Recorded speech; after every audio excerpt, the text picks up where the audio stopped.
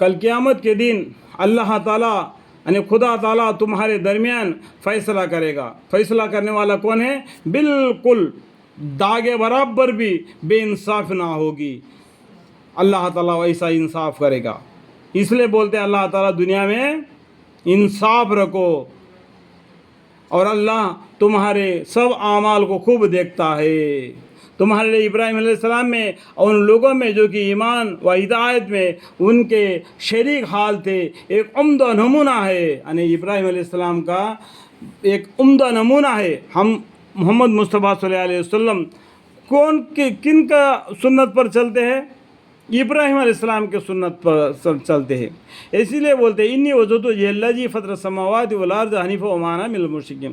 اور ہم درود شریف پڑھتے ہیں تو دو بھی اس میں بھی دیکھو ابراہیم علیہ السلام کا نام آتا ہے اور ان کے آل کا آتا ہے. اس طریقے سے محمد صلی اللہ علیہ وسلم اور ان کے آل کا. تو یہاں پر کیا بولتے ہیں اللہ تعالیٰ تمہارے لیے ابراہیم علیہ السلام میں اور ان لوگوں میں جو کہ ایمان و ہدایت میں ان کے شریک حال تھے. اس ٹائم پر ایمان ابراہیم علیہ السلام کے ساتھ شریک حال تھے. ایک عمدہ نمونہ ہے ہمارے لیے ان لوگوں کا. ان لوگوں نے جو دین اسلام کے ساتھ چلا ان کا ایک عمدہ نمونہ ہمارے لیے، تاکہ ان کے عمدہ نمونہ پر ہم اپنا زندگی بسر کریں. جبکہ ان سب نے اپنی قوم سے کہا دیا کہ ہم تم سے اور جن کو تم اللہ کے سوا معبود سمجھتے ہو یعنی شریک قرار دیتے ہو، جو اپنے ہاتھوں سے بناتے ہو پتلوں کو، وہ بولتے ہیں یہ معبود ہے. یہ معبود نہیں ہے، یہ تم بنائے ہوئے ہیں اور تم کو اللہ نے بنایا. اللہ وہ ہے جس نے ہم کو بنایا. ان سے بیزار ہوں. جس معبودوں کو تم عبادت کرتے ہو ہم ان سے بیزار ہے کر کے ابراہیم علیہ السلام اور ان کے ساتھ ایمان لائے. وہ ہمارے لیے ایک عمدہ نمونہ ہے تاکہ ہم ان کے راستے پر چلے. ہم تمہارے منکر ہے اور ہم میں اور تم میں ہمیشہ کے لیے عداوت اور بغض زیادہ ظاہر ہو گیا جب تک کہ تم اللہ وحد پر ایمان نہ لاؤ. یعنی ایک اللہ ہے، یہ سب کا پیدا کرنے والا، زمین آسمان کا، جمع پہاڑوں کا، جتنے جانوروں کا پیدا کرنے والا کون ہے؟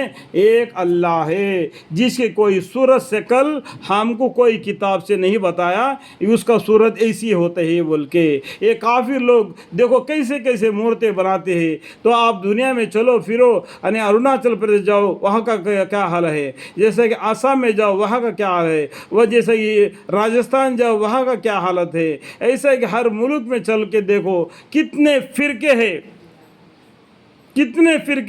4000 سے بھی زیادہ فرقے ہیں بولتے ہیں. لیکن ایک ہی فرقہ ہے، ان الدین عند اللہ الاسلام. جب تم تو اللہ واحد پر ایمان نہ لاؤ، جب تک ایک اللہ پر ایمان نہیں لائیں گے تب تک تمہارا اور ہمارا بیچ میں عداوت اور بغض زیادہ ظاہر ہوگی.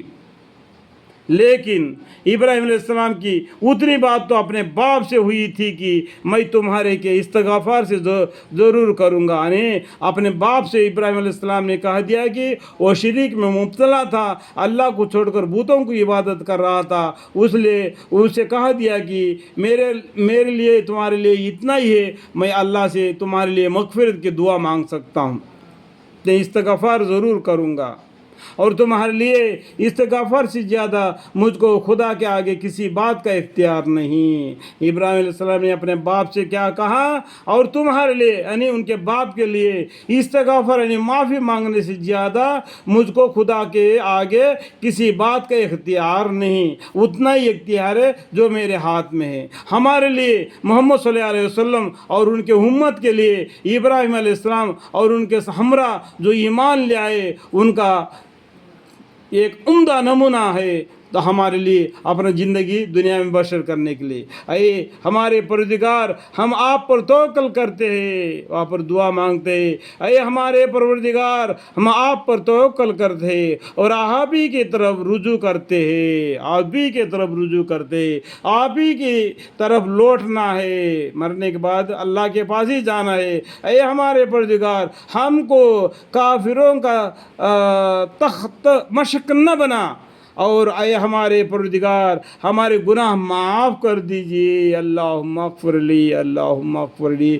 بے شک آپ زبردست حکمت والے ہیں، آپ معاف بھی کر سکتے ہیں، مدد بھی کر سکتے ہیں، آپ کی رحمت، آپ کی فضل ہمیشہ ہم پر قائم رکھیے مالک، آمین۔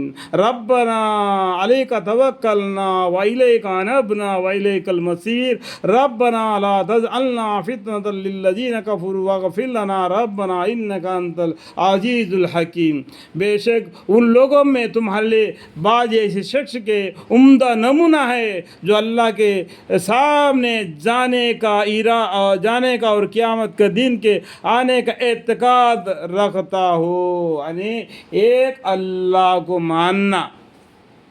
بے شک ان لوگوں میں دو تمہارے لیے یعنی ایس شخص کے لیے عمدہ نمونہ ہے، ایک ایس شخص کے لیے ایک عمدہ نمونہ ہے دنیا میں سب کے لیے جو ایک اللہ کے سامنے جانے کا ارادہ رکھتا ہے۔ مرنے کے بعد مجھے اللہ کے سامنے جانا ہے، میرے دنیا کی زندگی کا میرے کو حساب دینا ہے، اور وہ قیامت کے دن دوبارہ مر کر جی اٹھنا ہے، اس بات کا وہ ایمان رکھتا ہو، اعتقاد رکھتا ہو، اور جو شخص اس حکم سے روگردانی کرے گا، یہ بات کو روگردانی کرے گا، جیسا کہ ہندوازم کرتا ہے کہ death and life, death and life, death and life, یعنی مرتا ہے جیتا ہے، مرتا ہے جیتا ہے، کوئی آخرت نہیں اس کے لیے، یہ بات کرتا ہے۔ تو ان کے مذہب میں یہ ایسا لکھا ہوا ہے کیا؟ تو اللہ فیصلہ نہیں کرے گا جنت اور دوزخ کا، تم کو فیصلہ کر کے دکھائے گا نہیں؟ تو یہ بات غلط بات یہ لوگ اللہ کے آگے لگاتے ہیں۔ سو اس کا ضرور ہوگا، کیونکہ اللہ تعالیٰ بالکل بے نیاز اور سزا اور حمد ہے۔ اللہ تعالیٰ کون ہے؟ بے نیاز ہے، وہ اس کو کسی کا ساتھ دینے کا ضرورت نہیں، وہ سزاوار ہے، وہ حمد ہے، سب اللہ تعالیٰ کو حمد ہے۔ اللہ تعالیٰ کسی کا محتاج نہیں، ہم اللہ کے محتاج ہیں، ہم اللہ کے سامنے ہاتھ پھیلاتے ہیں، یا اللہ ہمیں روزی فراغ دے۔ اللہ کو ہم روزی نہیں دے سکتے، اللہ کے پاس اتنے خزانے ہیں، اللہ تعالیٰ اس میں سے تھوڑا سا ہم کو دے دیا، اس میں سے تم کو آزمانے کے لیے، یہ اتنا تھوڑا چیز کے لیے اپنے کاندھے نہیں اچھالنا۔ اللہ کے پاس اور بھی بہت سے غنیمتیں ہیں، اور تم سے بھی زیادہ لوگوں دنیا میں گزر چکے ہیں، اور تم سے بھی زیادہ ان کو مال اللہ تعالیٰ نے دے دیا۔